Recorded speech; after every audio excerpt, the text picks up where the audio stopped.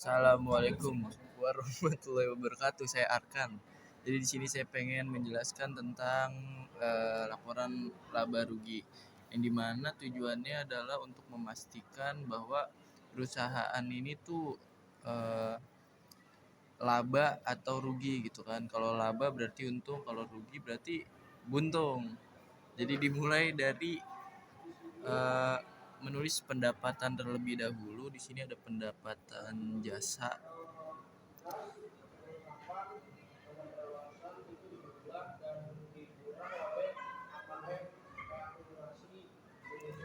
Pendapatan jasa itu sebesar 24.915. Habis itu setelah nulis pendapatan harus menulis beban terlebih dahulu. Woi, ngeblur.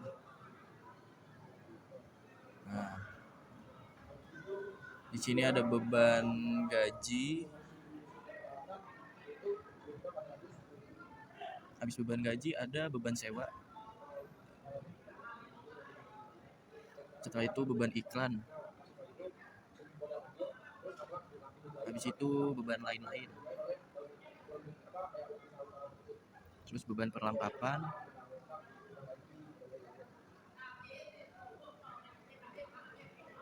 Dan beban asuransi. Terus ada beban penyusutan peralatan.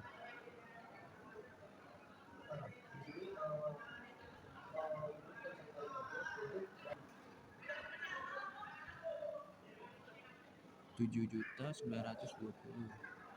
Terus beban sewa Rp1.820. Terus ada beban iklan.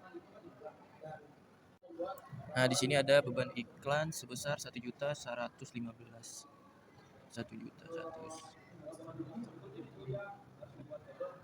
Astagfirullahaladzim, tulisan gua 1.115. Setelah itu ada beban lain-lain sebesar 794.000. 794.000. Di situ ada beban perlengkapan sebesar 1.570. 1.570. Ada beban asuransi sebesar 315.000. Terus ada beban peralatan sebesar 1.810. Nah, ini kan udah nih nulis beban. Habis itu dijumlahin dulu total semua beban. Yang dimana total semua beban ini adalah 15.344.000. Nah, setelah dijumlahin total beban ini dikurangi dengan pendapatan yang hasilnya sebesar 9.571.000. Nah, ini gitu. Jadi ini total beban dikurang dengan pendapatan, hasilnya segini. Artinya perusahaan tersebut itu laba. Nah, selesai. Nah, ini jadi lanjut ke perubahan modal. Tahap pertama tuh kita harus tahu modal awal usaha ini tuh berapa. Di sini diketahui bahwa modal usaha itu 17.112.000 di sini kan. Modal awal sebesar 17.112.000. Nah, habis itu kita harus tahu nih labanya. Nah, jadi sebenarnya tujuan adanya perubahan modal ini untuk menentukan modal akhirnya itu seperti apa. Habis itu tulis laba di sini. Ini kan udah nih dihitung labanya 9.571, ditulis lagi di sini. Laba terus 9.501. Habis itu kita hitung price di sini udah dikasih tahu price-nya tuh sebentar. Price-nya itu sebesar 1.250.000 ditulis di sini. Price 1.250.000. Jadi gimana cara menghitungnya? Jadi modal awal itu ditambah dulu dengan modal awal itu ditambah dengan laba. Terus hasilnya kan 26.683.000. Nah, ini kan udah dapet nih modal awal tambah laba. Habis itu dikurang. Nah, habis itu 26.000 ini itu dikurang sama price gitu kan. Hasilnya sebesar 25.433.000. Nah, ini 26 juta ini berarti menandakan bahwa perusahaan tersebut itu mendapatkan kenaikan modal. Nah, jadi ini udah dapat hasilnya 25.433.000 itu adalah modal akhir dari laundry isi pada periode Desember 2012. Nah, selanjutnya di sini saya pengen menjelaskan tentang neraca saldo di laundry isi pada periode Desember 2012. Nah, untuk langkah pertamanya kita tuh harus tahu aktiva terlebih dahulu. Apa sih aktiva tuh isinya ada apa aja gitu kan? Aktiva. Yang dimana aktiva tuh ada kas, terus perlengkapan,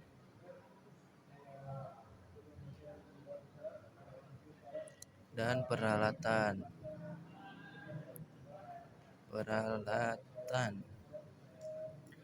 Nah, di sini kas itu sebesar 1.218 dan perlengkapan itu sebesar 4.475.000. Habis itu ada peralatan sebesar 27.600. Nah, habis itu kalian tambahin dulu nih, tambah hasilnya sebesar 29.293.000. Habis itu langkah selanjutnya adalah total ini tuh dikurang dengan akumulasi penyusutan peralatan yang dimana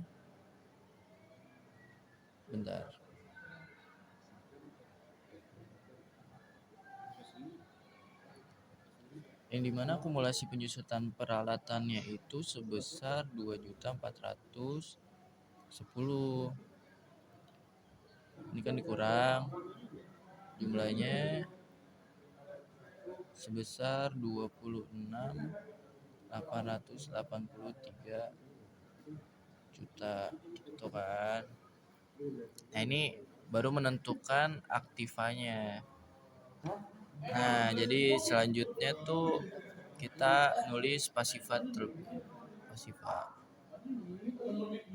Dimana pasifa itu ada utang usaha, terus ada utang gaji, dan modal akhir. Kita tulis dulu utang usaha itu sebesar 1.065.000. Terus utang gaji sebesar 85.000. Modal akhirnya sebesar 25.433.000. Nah, terus diapain sih? Nah, ini tuh ditambahin semuanya total dari utang usaha, utang gaji, dan modal akhir tuh ditambah.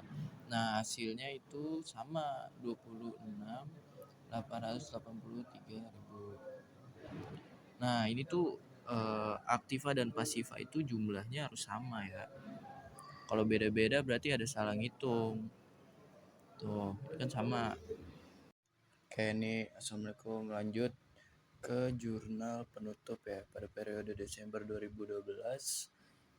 Jadi tujuan jurnal penutup ini sebenarnya untuk menutup beberapa akun, contohnya kayak pendapatan, terus beban, uh, laba rugi gitu kan, prive.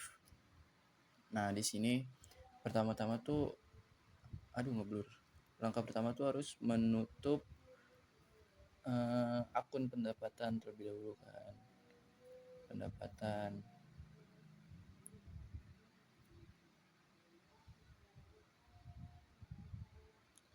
Nah, untuk menutup akun pendapatan ini tuh harus disandingkan dengan ikhtisar laba rugi.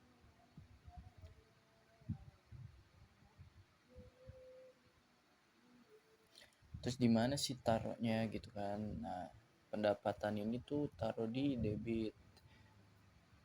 Sudah kita ketahui dari tabel tersebut bahwa pendapatan itu sekitar 24.915.000 gitu kan. Nah, ikhtisar laba rugi pun sama, cuma dia harus ditaruh di kredit supaya akun pendapatan ini tuh ditutup.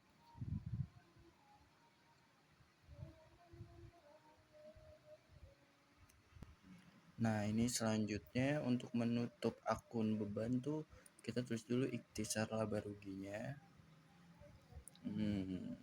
Sekitar 15.344.000 gitu kan.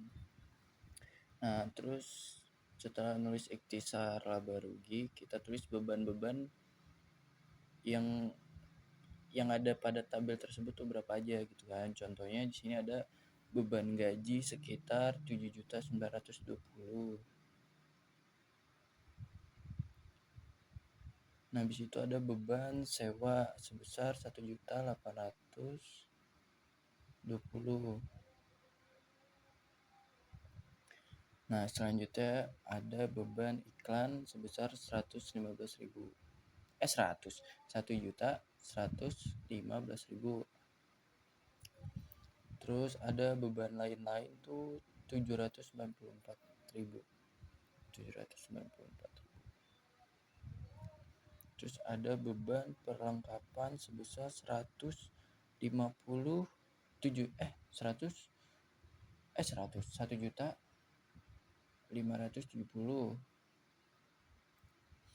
Terus ada beban asuransi 315.000 dan beban penyusutan peralatan sebesar 1.810. Nah, ini otomatis udah ketutup ya, karena biasanya jumlah beban-beban ini tuh sama dengan yang di sini. Otomatis akun beban tuh udah ketutup dengan laba rugi. Nah, selanjutnya itu untuk menutup akun modal. Barengin lagi dengan ikhtisar laba rugi, yang dimana ikhtisar laba rugi itu ditaruh di debit sebesar 9.571. Nah, dan modal ini ditaruhnya di kredit sebesar sama 9.571.000.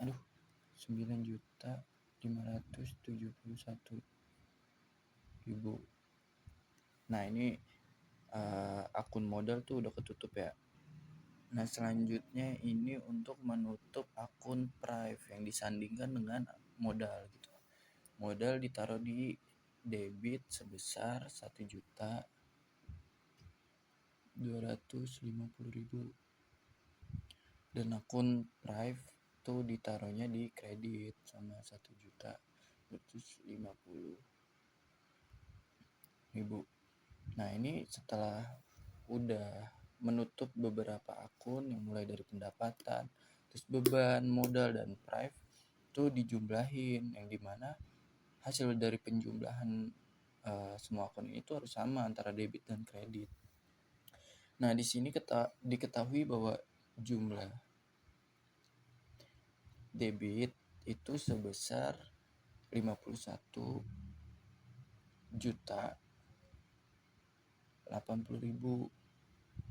Nah, sama kredit juga 51.080.000. Nah, kelar deh tentang jurnal penutup.